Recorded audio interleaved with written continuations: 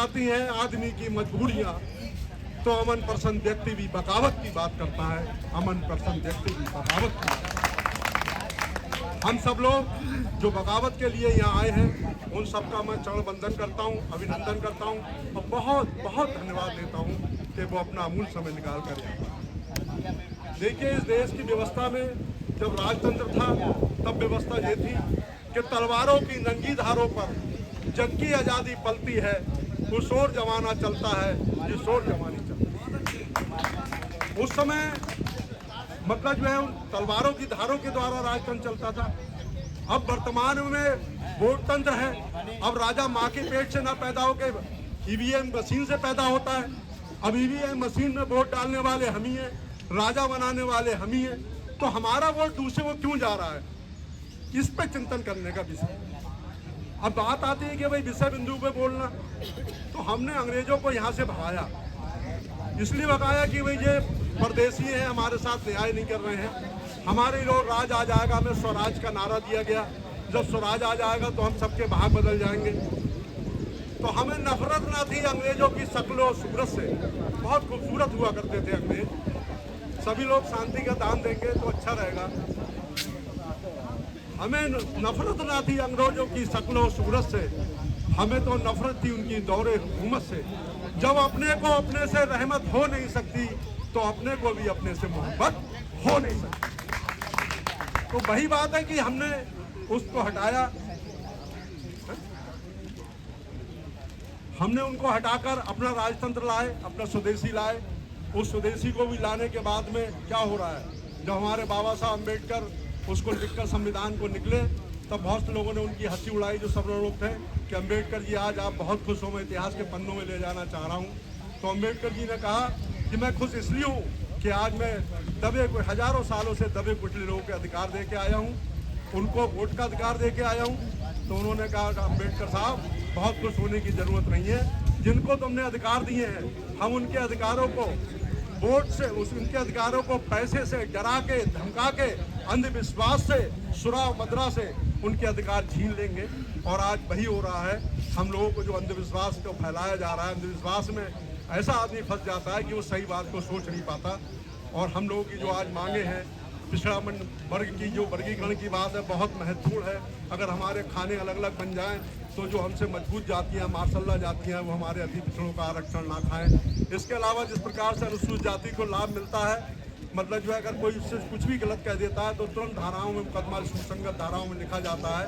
वही अति पिछड़ा निवारण, अत्याचार निवारण अधिनियम बनना चाहिए। पिछड़ों को भी वही सुविधाएं मिलनी चाहिए।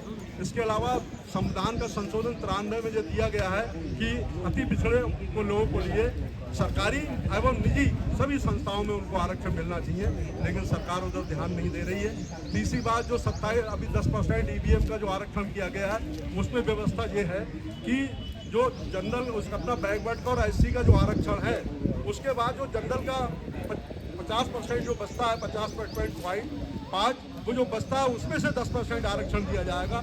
लेकिन हम कमजोर होने के कारण, एकत्रीकरण न होने के कारण सरकार हमारी आंखों में धूल झोंक रही है। और वो जो हमारा 27% आरक्षण और एससी का है, उसमें से काट के 10 उनको आरक्षण दे रही है। पिछड़ा वर्ग के वहाँ कुछ लोग मध्य प्रदेश हाई कोर्ट में गए थे इस बात को लेके, तो मध्य प्रदेश हाई कोर्ट ने ऐसा आदेश भी दिया है कि आप जो है जो जनरल कैटेगरी का आरक्षण है उसमें से दीजिए। तो ऐसी बहुत सी चीज़ें हैं। मैं अब चूंकि मुझे आदेश हुआ है कि ज़्यादा ना बोलना है, वरना मैं आपके एजेंडे पे ही बोलता, अधिवक्ता हूँ, इसलिए सब बात आपको समझाता। एक बात बस मैं और समझाना चाह रहा हूँ, बहुत महत्वपूर्ण है, वो आप लोगों के लिए कि अभी उसने एक पत्रकार बंधु ने पूछा कि भाई जो बिल आया है अधिवक्ताओं के लिए, उसके विषय में क्या कह रहे हैं। उसके विषय मेरा ये कहना है, मैं केवल एक ही अधिनियम की बात करूँगा। उसमें दिया है कि कोई भी वकील, जैसे 2 वकील मुकदमा लड़ रहे हैं, आपका ही लड़ रहे हैं, और अगर हम मुकदमा हार गए तो हमारे लिए उसकी पूरी क्षतिपूर्ति देना होगी उस वकील को वापस, जिसने आपका मुकदमा लड़ा है। अब बताइए, जब वो क्षतिपूर्ति देगा तो वकील के पास जो जमा है वो भी वापस हो जाएगा, तो वो लड़ेगा ही क्यों? क्योंकि वकीलों के खिलाफ जो इसलिए बिल लाए हैं कि वकील एक ऐसी हिम्मतदार शख्सियत होती है जो आपके दुख दर्द में और आपको न्याय दिलाने के लिए अदालत में खड़ी होती है, सीना तान के खड़ी होती है, आपकी आवाज को न्यायालय में होती है और आपको न्याय दिलाने का काम करती है। तो वो धीरे धीरे सबकी आवाज़ें बंद कर रहे हैं। वकीलों की आवाज़ बंद करने का इस विधेयक के द्वारा प्रयास किया जा रहा है, ताकि हम आप लोगों को न्याय ना दिला पाएँ। जो हम न्याय दिलाने की शक्ति नहीं रहेगी तो हम आपकी आवाज़ उठाएगा ही कौन? बहुत सी चीज़ें ऐसी हैं। मैं अपना आपको सबको धन्यवाद देते हुए, आपने मुझे धैर्य से सुना, आपका आभारी हूँ कि इसी प्रकार से आते रहे। और बात जैसे लड़ाई की है, तो ये बहुत बड़ा मिशन है, मामूली नहीं है कि यहाँ आए और इकट्ठे होकर चले गए। इसको पार्ट स्तर तक उतारना पड़ेगा, जगह जगह मीटिंगें करना पड़ेंगी, अपनी इकाइयाँ खड़ी करना पड़ेंगी।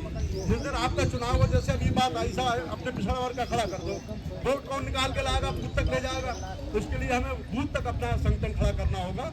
जब वोट निकालने वाले लोग होंगे और हमारे डालने वाले लोग होंगे, तभी हमारे ईवीएम में वोट निकलेंगे, तभी हम बनेंगे। और जो हमारी विचारधारा की सरकार सत्ता में केंद्र में आएगी, चाहे राज्य में हो, तभी हम लोगों के जो सपने टूटे हुए हैं, जो मिलने की उम्मीद नहीं है, तभी वो सपने साकार हो सकते हैं। इससे पहले कोई मुझे रास्ता दिखाई नहीं देता।